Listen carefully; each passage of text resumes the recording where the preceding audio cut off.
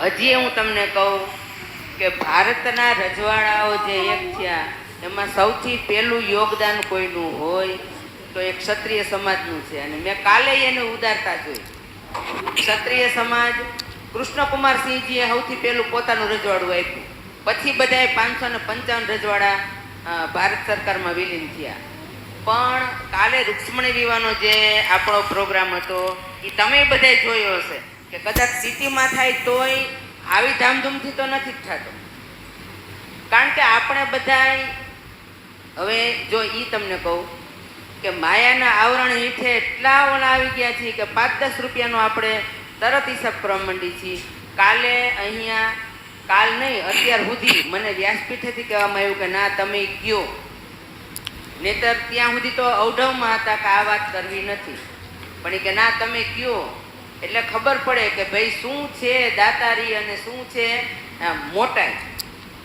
જે કન્યાદાન દેવા બેઠા હતા રામદેવભાઈ અને એમના ઘરેથી એમને દીકરીની દીકરી થાય ને, આજે રૂક્ષ્મણી થયા થઈ ભાણે જ છે એની દીકરીની દીકરી છે, એનું કન્યાદાન દેવા એ બેઠા હતા.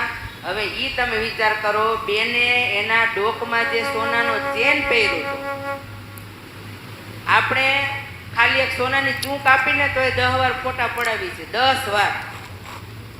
સાચું છે, ખોટું નથી. કારણ કે અમે 11 સમૂહ લગ્ન કરી છે ને, એટલે એક સોનાની ચૂક હોય તો એમ કે આની માથે રાખીને ચૂકનો ફોટો આવવો જોઈએ, તમે જો. પણ એને ડોકમાંથી લગભગ હું માનું છું ત્યાં સુધી 12 ગ્રામ જેવો ચેન છે. મને શિલ્પાબેને દેખાડ્યો સોનાનો ચેન છે.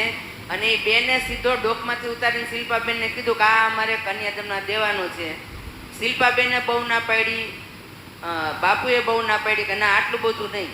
એ કે તમે ભનીનો છે ને, તમે એના રૂક્ષ્મણીજી બનાવ્યા છે તો તમે એને આપી દો. તો પછી એને શું કીધું કે ભનીને અમે ત્યાં જઈને બીજો કરાવી દો, આ તો અમારે તમને જ દેવો છે. કાલ રાતની અવઢવ હતી ને અત્યારે મને વ્યાસપીઠેથી બાપુએ કીધું કે ના તમે આ વાત કહી દો, નહીતર મને મગજમાં ઈ કે આ મંગળદાસ બાપુએ બહુ કીધું કે બહુ તમને એવું હોય તો તમે 5000 રૂપિયા આપી દો, ચેન નહીં. તો કે ના ચેન જ દેવો છે. એટલે એ લોકોએ કન્યાદાનમાં સુવર્ણદાન કર્યું. અને જે પેલું મંગળિયું વર્તે પહેલા મંગળ સોનાના દાન દેવાય, એ દાન યથાયોગ્ય જગ્યાએ આપ્યું છે, યથાયોગ્ય વ્યક્તિને આપ્યું છે, અને યથાયોગ્ય સમય આપ્યું છે, હરિદ્વાર જેવા ક્ષેત્રમાં આપ્યું છે. અને આ હું તમને કહું, ક્ષત્રિય સમાજ સિવાય તો કોઈની તાકાત જ નથી કે આવી રીતે દીએ. આપણે દેવું ને તો મારું રંગ છે 5 રૂપિયા દેશો, 500 દઈને બસ હાલો ને, આટલું તો ઘણું, આટલું તો ઘણું. આ ડોકમાંથી કાઢીને દઈ દેવું ને એ તો કાંઈ હેલી વાત છે જ નહીં. એટલે ખૂબ ખૂબ તાલીઓના ગળગળાટથી આપણે રામદેવભાઈને અને એમના ધર્મપત્નીને બંનેને વધાવીએ. અને ભાણીબાનું કાલ મને તો આમ મેં તો જોયું ને એટલે થોડીક વાર તો મને તો એવું જ છે, મેં કીધું ઓહો ગજબનો કાલનો તો શણગાર બધાયનો એટલો સરસ હતો. અને એમ થઈ ગયું કે આ તમે ઘર આંગણે આ કથા કરો ને રામદેવભાઈ તો આવો લાભ ન મળે. કારણ કે અમુક આપણી વાંકાનેર નહીં, આ તીર્થ ક્ષેત્ર છે, એટલે અહીંયા છે ને માયા આંટા મારતી હોય, પણ અહીં તો ન જ આવીએ કે. અને આપણા વાંકાનેરમાં તો આપણી આજુબાજુમાં જ આંટા મારતી હોય, પછી તમે કરો શું?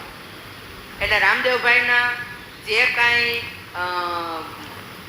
કૌટુંબિક પારિવારિક પ્રશ્નો છે એ દરેકનો હલ એને અહીંયાથી જ મળી જાય. એવા આપણે સૌ સાથે મળીને વ્યાસપીઠની હાજરીમાં એને આશીર્વાદ આપીએ. હનુમાન દાદા તેમના દરેક સંકટો દૂર કરે અને દરેક ઈચ્છાઓ પૂરી કરે, એવા અહીંયા વ્યાસપીઠ પાસેથી આપણે આશીર્વાદ આપીએ. અને જોરદાર તાલીઓના ગડગડાટથી આપણે એને વધાવીએ. બોલો કૃષ્ણ કનૈયા લાલ કી.